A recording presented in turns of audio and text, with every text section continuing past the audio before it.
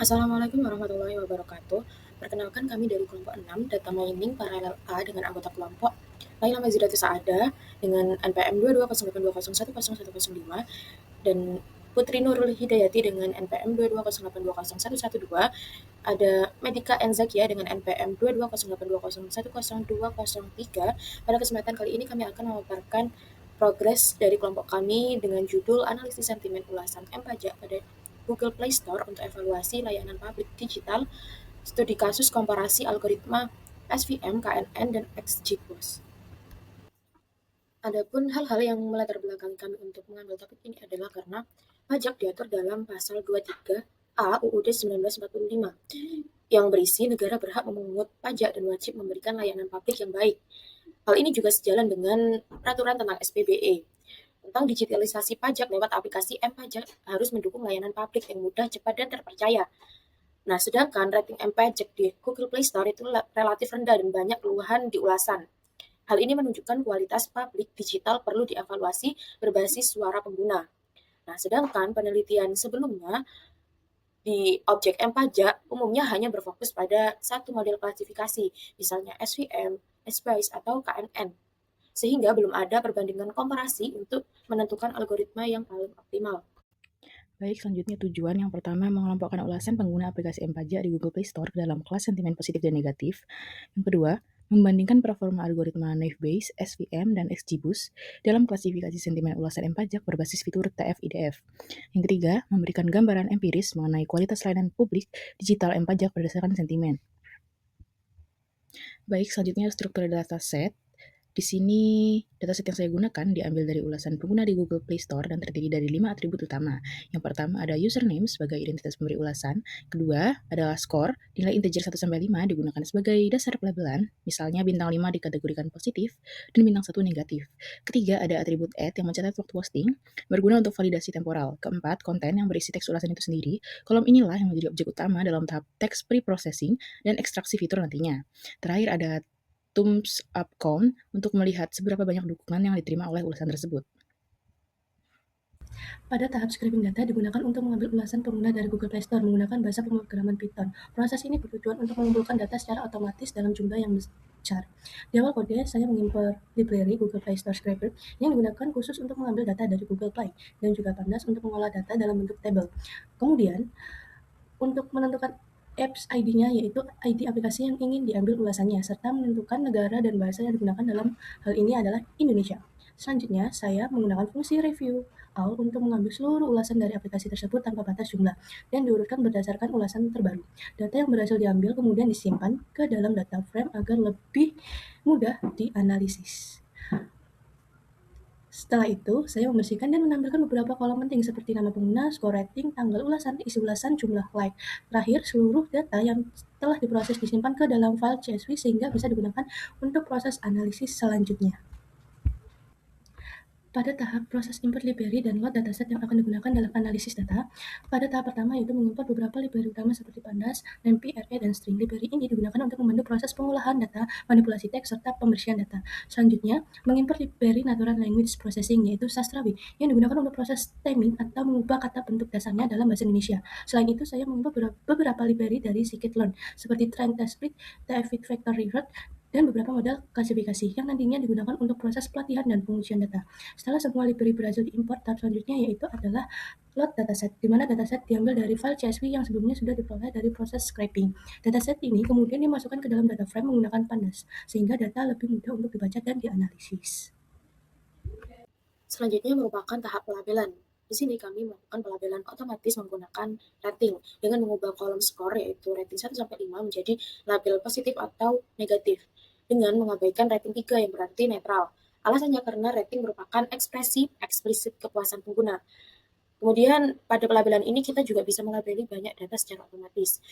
Ini merupakan praktik yang umum di penelitian analisis sentimen ulasan. Selain itu, pelabelan rating juga relatif lebih stabil daripada pelabelan menggunakan leksikon.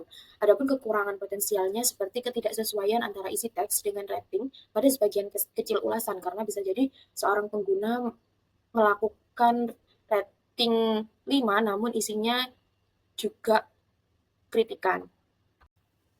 Tahap selanjutnya merupakan tahap reprocessing test.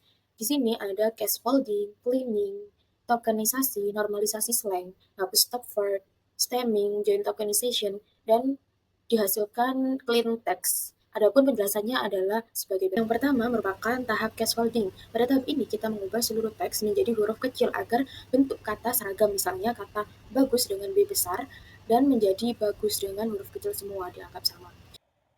Setelah memahami struktur data, kita masuk ke tahap text preprocessing, khususnya bagian cleaning. Data ulasan mentah dari internet seringkali mengandung banyak noise. Oleh karena itu, kami melakukan pembersihan data menggunakan bantuan library regular expression regex di Python. Seperti yang terlihat pada kode di slide, kami mendefinisikan sebuah fungsi bernama cleaning yang bekerja bertahap untuk menghapus satu, URL, mentions, dan hashtags yang tidak relevan dengan konteks sentimen. Yang kedua, angka dan emoji agar analisis berfokus murni pada semantik kata. Yang ketiga, membersihkan tanda baca dan menormalisasi spasi yang berantakan. Hasil akhirnya adalah teks bersih yang hanya menyisakan karakter huruf yang relevan siap untuk diproses ke tahap selanjutnya. Setelah data dibersihkan dari noise, kita masuk ke tahap tokenisasi. Tujuan dari tahap ini adalah memecah struktur kalimat yang masih berbentuk satu kesatuan menjadi unit-unit kata yang terpisah atau disebut token. Contohnya yaitu aplikasi ini sering error dipisah menjadi aplikasi ini sering dan error. Normalisasi yaitu mengubah kata tidak baku atau singkatan menjadi bentuk baku. Misalnya, GK menjadi tidak, BGT menjadi banget, APK menjadi aplikasi, dan mengurangi huruf berulang. Misalnya, di mana kata lemot biasanya pada zaman sekarang ini, pada akhir kalimat itu ada 3 huruf. Kayak misalnya lemot menjadi lemot gitu. Selanjutnya ada stop word removal, di mana pada stop word removal ini menghapus kata-kata umum yang kurang membawa makna sentimen, seperti yang, dan, di, ke, ini, itu, dan lain-lain. Lalu selanjutnya ada sambil tetap mempertahankan kata negasi, seperti tidak dan bukan. Nah, selanjutnya merupakan tahap stemming. Pada tahap ini kita mengubah kata ke bentuk dasar dengan stemmer bahasa Indonesia atau membuang imbuhannya. Misalnya kata membayar jadi bayar, pelayanan jadi layan. Selanjutnya merupakan tahap joint tokenization. Pada tahap ini kita menggabungkan kembali daftar kata hasil stemming menjadi kalimat baru yang sudah bersih. Misalnya pada komen kurung kurawa, aplikasi, sering, error, login, kurung, menjadi aplikasi sering error login. Pada kolom clean text merupakan kolom akhir yang berisi teks ulasan setelah semua tahap reprocessing atau scaffolding sampai join token. Inilah kolom yang dipakai sebagai input utama untuk TF-IDF dan model klasifikasi. Setelah proses pre-processing selesai, langkah selanjutnya adalah memisahkan data menjadi atribut fitur dan label target, yang biasa dinotasikan sebagai variabel X dan Y. Dalam konteks supervised learning, kita perlu mendefinisikan input dan output dengan jelas. Yang pertama, variabel X kami inisiasi dengan data dari kolom clean_text, ini berisi ulasan-ulasan yang sudah bersih dan siap diolah. Yang kedua, variabel Y diisi dengan data dari kolom label yang berisi klasifikasi sentimen positif atau negatif. Pemisahan ini mutlak diperlukan agar algoritma klasifikasi nantinya dapat memetakan pola hubungan antara kata-kata yang muncul di X dengan sentimen yang ada di Y. Setelah fitur dan label terdefinisi, kita masuk ke tahap validasi model. Agar pengujian bersifat objektif, dataset dibagi menjadi 2 bagian menggunakan metode train_test_split. Kami menggunakan rasio pembagian 80 dibanding 20, di mana 80% data, atau sekitar 4.562 data digunakan sebagai training set untuk melatih model, dan 20% sisanya, atau 1.141 data dialokasikan sebagai testing set untuk evaluasi. Poin penting di sini adalah penggunaan parameter stratify sama dengan Y. Teknik ini memastikan proporsi kelas sentimen positif dan negatif pada data training dan data testing tetap seimbang dan mempresentasikan populasi aslinya, sehingga mencegah bias pada saat evaluasi. Pembentukan fitur TF-IDV, di mana pada pembentukan ini, model itu tidak bisa langsung membaca teks. Lalu TF-IDV mengubah teks menjadi angka berdasarkan frekuensi dan bobot kata. Dan yang terakhir, kata-kata yang sering muncul di satu dokumen tapi jarang di dokumen lain dianggap lebih penting.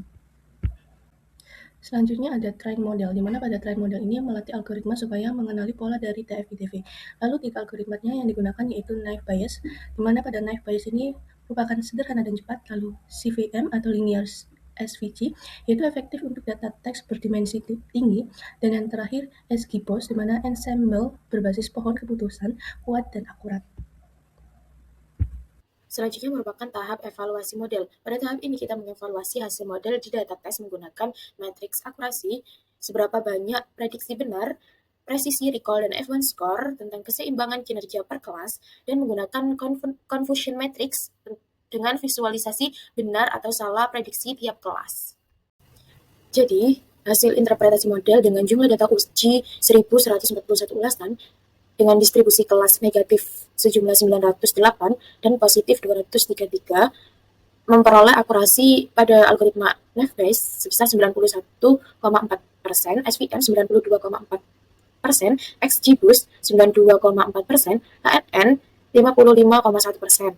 Pada matriks F1 score kelas positif, Naive-Bayes memperoleh sekitar 75%, SVM 79%, XGBoost 78%, sedangkan KNN 45%. Jadi secara kasar, SVM dan XGBoost merupakan algoritma terbaik, Naive-Bayes lumayan, dan KNN jelek pada dataset ini. Mungkin cukup sekian pemaparan dari kelompok kami, kurang lebihnya kami mohon maaf. Wassalamualaikum warahmatullahi wabarakatuh.